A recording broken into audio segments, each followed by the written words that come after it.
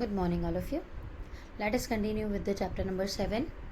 We have already studied about all the kinds of tissues present in animals. Now we have to study animals from various groups. First animal what we are going to study is earthworm, which is a member of phylum Annelida, that is the phylum which includes segmented worms. So let us start with the earthworm, before which we must get introduced about organ and organ system. The basic tissues mentioned above organized to form organs, which in turn associate to form organ system in a multicellular organism. Such an organization is essential for more efficient and better coordinated activities of millions of cells constituting an organism. Each organ in our body is made of one or more types of tissue. For example, our heart consists of all the four kind of tissues, that is epithelial, connective, muscular and neural. We also notice after some careful study that the complexity in an organ and organ system displays certain discernible trend. This discernible trend is called evolutionary trend. You are being introduced to morphology and anatomy of three organisms at different evolutionary levels to show their organization and functioning. Morphology refers to the study of form or externally visible features. We have to understand that what will be the appearance or outlook of an organism is referred to as morphology. In the case of plants or microbes, the term morphology precisely means only this. In case of animals, this refers to the external appearance of the organ or part of the body. The word anatomy conventionally is used for the study of morphology of internal organs in the animal. We will learn about the morphology and anatomy of earthworm, cockroach and frog, representing the invertebrates and vertebrates. Let us start with the first organism, earthworm, which is an invertebrate. Earthworm is a reddish brown terrestrial invertebrate that inhabits the upper layer of the moist soil. During daytime, they live in burrows made by boring and swallowing the soil. In the gardens, they can be traced by their fecal deposits, which are known as worm casting. The common Indian earthworm are Pharetima and Lumbricus. Both are the genus of the earthworm that are found in India very commonly. Morphology of earthworm. It have a long cylindrical body. The body is divided into more than 100 short segments which are similar and hence known as metamers, which are about 100 to 120 in number. The dorsal surface of the body is marked by a dark median mid dorsal line that is known as dorsal blood vessel along the longitudinal axis of the body. The ventral surface is distinguished by the presence of genital openings or pores. Anterior end consists of a mouth and the prostomium, a lobe which serves as a covering for the mouth and as a wedge to force crack the opens in the soil into which the earthworm may crawl.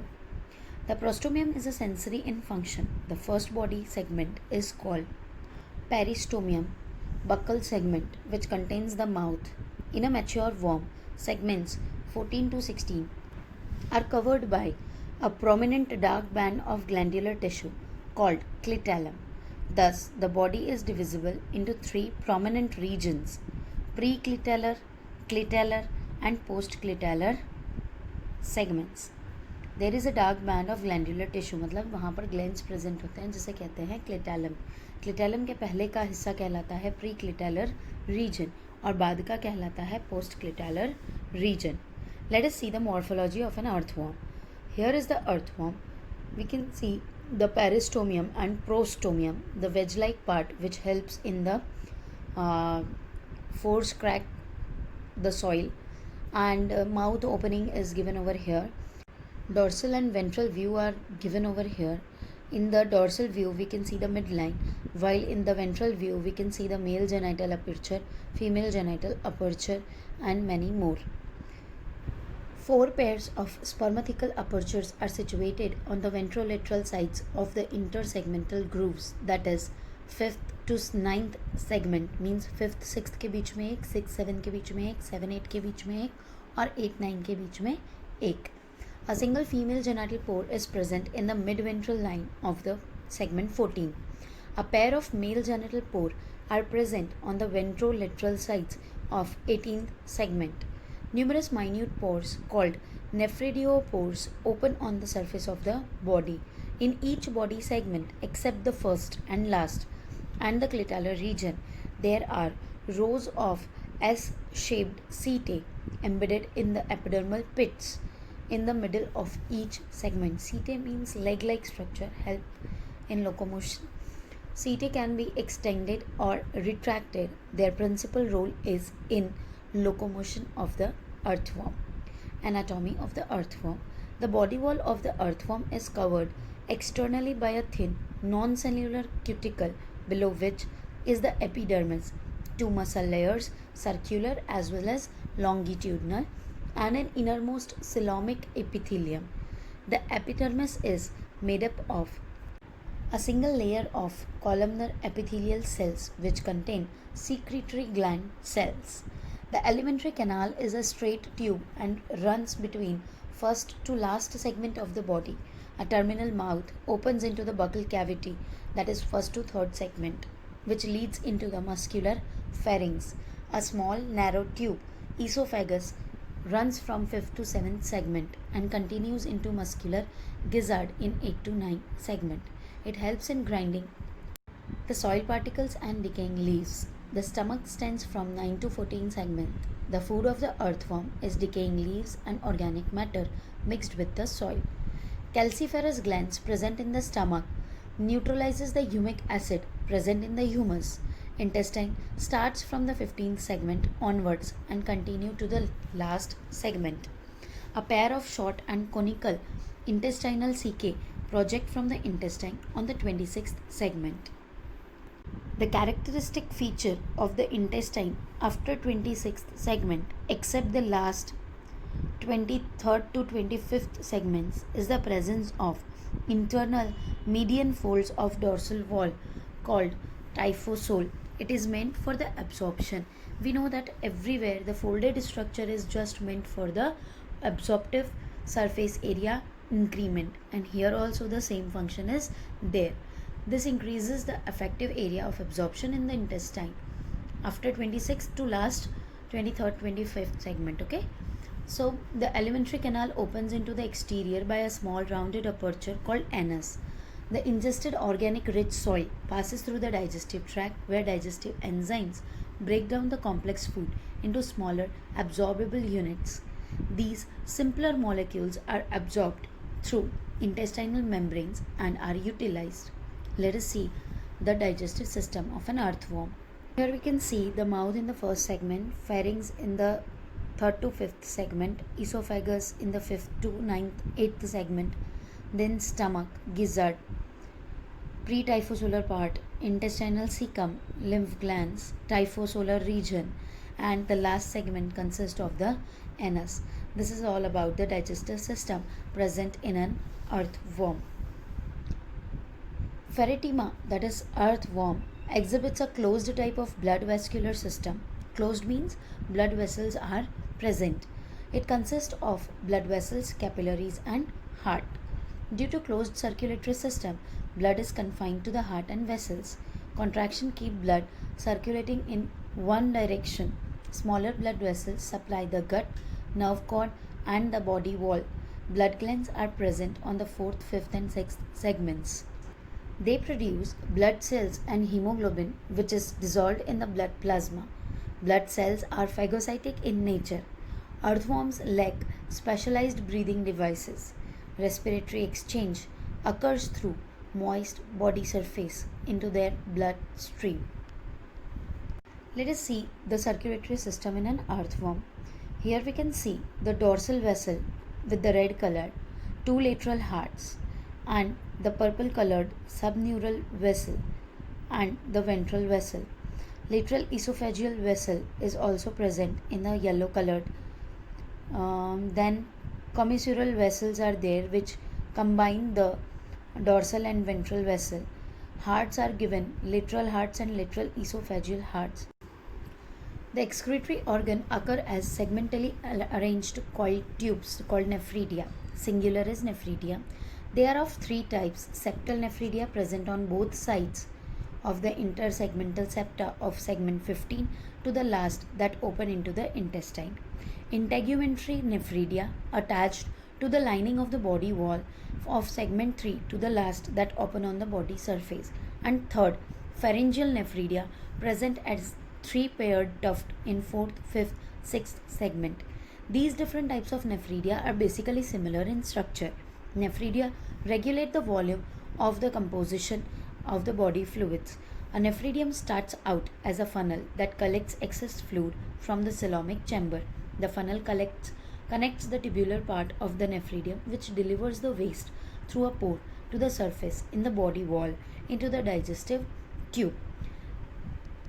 This is how nephridia are found: mouth, tuft of pharyngeal nephridia, integumentary nephridia, septal nephridia. All the three kinds of nephridia are shown here in this diagram. Nervous system is basically represented by ganglia arranged segment wise on the ventral paired nerve cord. The nerve cord in the anterior region, that is 3rd to 4th segment, bifurcates laterally, encircling the pharynx and join the cerebral ganglia dorsally to form a nerve ring.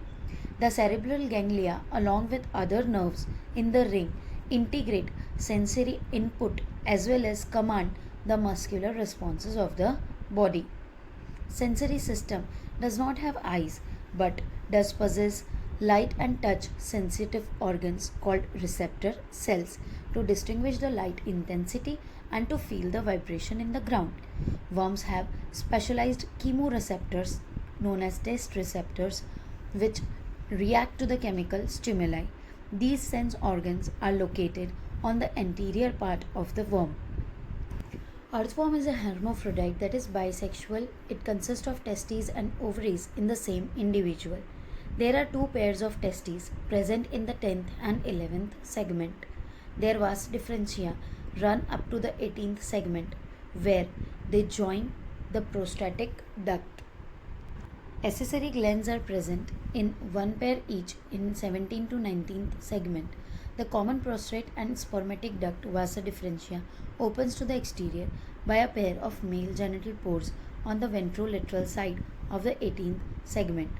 Four pairs of the spermathecae are located in the 6th to 9th segment, one pair in each segment, that is 6, 7, 8, 9, four pairs of the spermathecae. They receive and store spermatozoa during copulation.